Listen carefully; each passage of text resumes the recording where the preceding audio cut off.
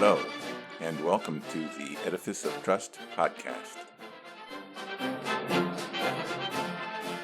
The Edifice of Trust podcast is a thoughtful discussion of today's current events from the perspective of America's founding principles. Hello, everyone. Way back in 2008, I was concerned about the direction of our country. We were enmeshed in a so-called war on terror, bogged down by an insurgent Taliban in Afghanistan, and surging against the Iraqi civil war fomented by Iran. At the same time, we were suffering from a devastating Great Recession that had tanked the U.S. and the world's economy.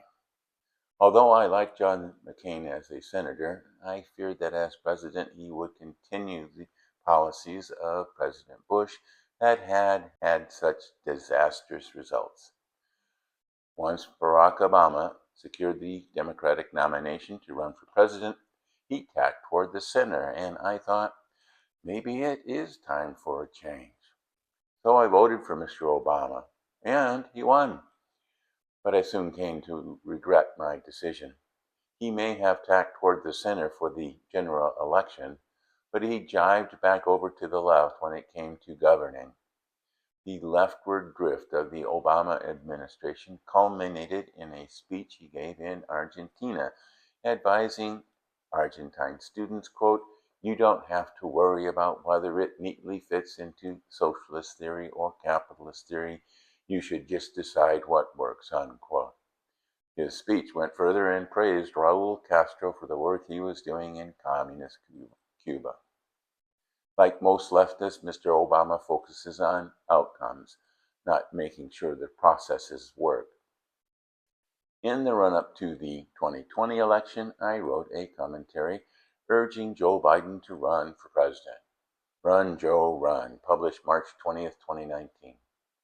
Given the plethora of far-left candidates running for the Democratic nod, including Bernie Sanders and, yes, Kamala Harris, I considered Joe Biden to be a centrist. He had been in the Senate like forever. He even bragged that he got on well with the Dixiecrats, racist Southern Democrats that voted against the Civil Rights Act. Of course, Ms. Harris called him out on that, so he backtracked. I didn't vote for Joe. Although a supposed centrist, the center of the Democratic Party has been moving left for the past 20 years. Somehow, Joe Biden, a senatorial non-entity, except for seniority, morphed into the most progressive president since FDR, spending so much money he would make a drunken sailor blush. But it was his age and infirmity that caused Mr. Biden to drop out of the race, not his progressiveness. His anointed successor to lead the Democratic Party in 2024 is his Vice President, Kamala Harris, the same Kamala Harris that criticized him for hobnobbing with Dixiecrats, the same Kamala Harris that had the most progressive voting record of Senate Democrats, the same Kamala Harris that supported Medicare for all and other programs favored by Bernie Sanders. Ms. Harris recently announced her economic plan, a cornucopia of tax cuts, subsidies, debt forgiveness, cash giveaways, and price controls that the Committee for a Responsible Federal Budget, CRFB, says would cost between $1.7 and $2 trillion. She blames all the economic problems people face on corporate greed and exonerates the government from any blame for the economic situation. This is typical progressive nonsense. What galls me is that her plan assumes that people have no ability to solve their own problems. In her speech, she extols the middle-class values that propelled her mother from a poor immigrant from India into a successful academic researcher. She spoke proudly of the sacrifices she made as a part-time worker at McDonald's to pay for college. She and her mother used middle-class values to succeed in America. But her speech assumes that Americans no longer have that ability to become a success without government help. Today's Americans can't handle hardship and sacrifice. Ms. Harris's economic plan makes it clear that the only hope for regular Americans is government assistance.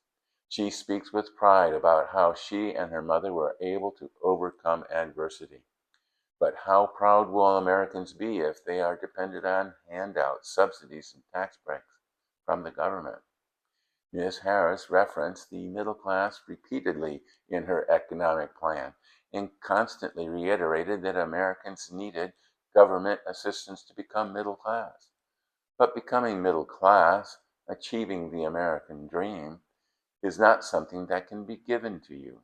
It must be earned. So when Ms. Harris talks about the middle class in America, she is not talking about rejecting extreme progressive ideas that are alien to most people in the country. She is not talking about the middle class sacrificing and deferring gratification to make America great. She is not talking about settlers that planted their farms far beyond the reach of the cavalry.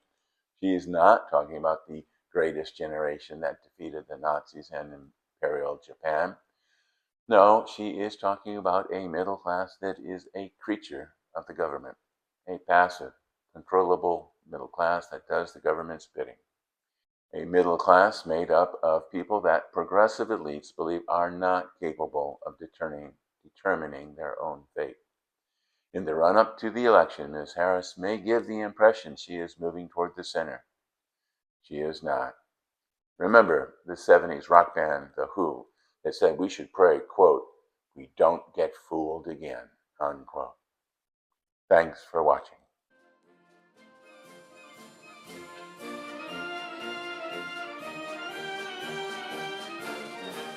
Links to source material used in preparing this podcast can be found on my website, www.edificeoftrust.com.